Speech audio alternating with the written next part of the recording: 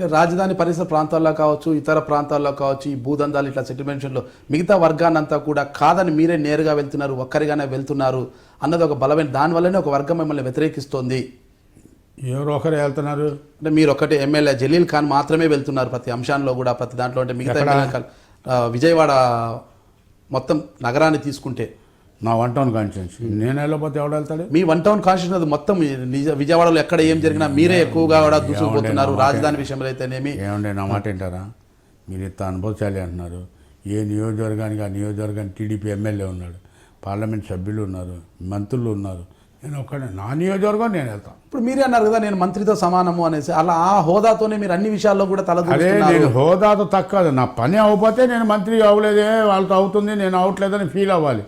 నా పనులు కూడా అవుతున్నాయి కదా, నేను హైకోర్టు ఫీల్ మంత్రితో సమానం అని అలా నేను మంత్రి గారికి ఏ రకంగా గౌరవించి పనులు అవుతున్నాయో దేవుడి వల్ల నాకు కూడా గౌరవించి మా ఎమ్మెల్యేగా నా నియోజకవర్గ పనులు అన్నిటికీ సొంతంగా పెడతాడు ఆయన.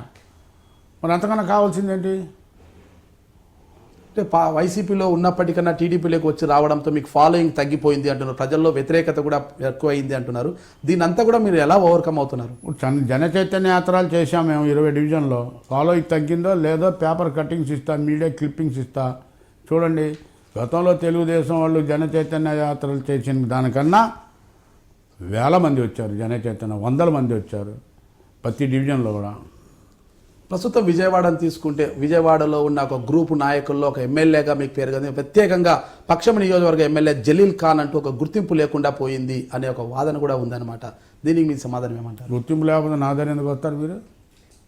ప్రతి ఒడు నాయనకి ఎందుకు పడతాడు? గుర్తింపు లేని వాడిని వదిలేస్తారు. ప్రతి ఒడు నా పేరు ఎందుకు తీసుకుంటాడు స్వామి? అంటే మీరు ఏదో భూదందాలు ఎక్కువ చేస్తున్నారనేసి, ఇల్లు కడితే డబ్బులు తీసుకుంటున్నారనేసి. అవును స్వామి, వాళ్ళకు కూడా రమ్మను. ఎవరు స్థలాలు కబ్జా చేస్తున్నారు, లీజులకి ఇచ్చేస్తున్నారు అనేది ప్రతి ఒక్కరు మీ పేరు చెప్పిస్తున్నారు. బాబు తాత అదే పని చేశాడు, మేము అదే పని చేస్తున్నాం. యూస్లెస్ వాళ్ళు ఎవడైతే చెప్తారో మన అందరూ రమ్మనండి, మీతో తీసుకురండి. ఎక్కడో ఇల్లు కట్టామో డబ్బులు, ఎవడు ఇల్లు కడితే ఏమి ఇస్తాడు? ఏమిస్తాడు సార్? 50,000 ఇస్తాడు, 1,00,000 రూపాయలు ఇస్తాడు, 10,000 ఇస్తాడు. పైపెచ్చు నా నియోజకవర్గంలో అంతా పేద మధ్యతరగతి కుటుంబం. వాళ్ళు కట్టుకునే ఇల్లు ఎంత 90 గజాలు 80 గజాలు. 2,000 గజాల్లో కట్టుకునే ఇల్లు నా ఇల్లే 250 గజాలు లేదు. ఎమ్మెల్యే గారి ఇల్లు 250 గజాలు లేదా? ఎందుకంటే మీరు సింపుల్గా ఉండాలనుకుంటున్నారా, ఉండదు దాచిపెట్టుకోవాలని? లేదు, పేట వదిలి మేము వెళ్ళాం ఫ్యామిలీస్లో. ఇప్పుడు మా మిస్సెస్ ఉంది, ఇక్కడ నుంచి వేరే చోటకి వెళ్ళాలని రాదు. అంటే లావిష్గా వెళ్ళిపోతే వేరే విధంగా వెళ్ళిపోతుంది.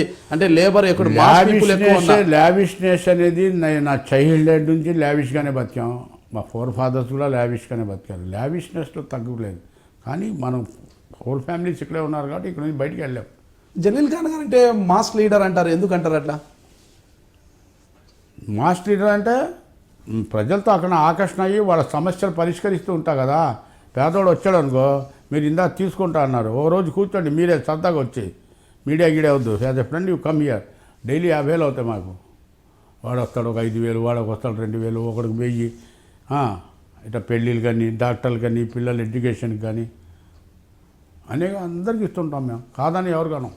నేను మీ జలీల్ ఖాన్ని, విజయవాడ పశ్చిమ నియోజకవర్గ శాసనసభ్యుని, తెలుగుదేశం పార్టీ శాసనసభ్యుడిని. మీరు చూస్తున్నారు ఐ డ్రీమ్ న్యూస్.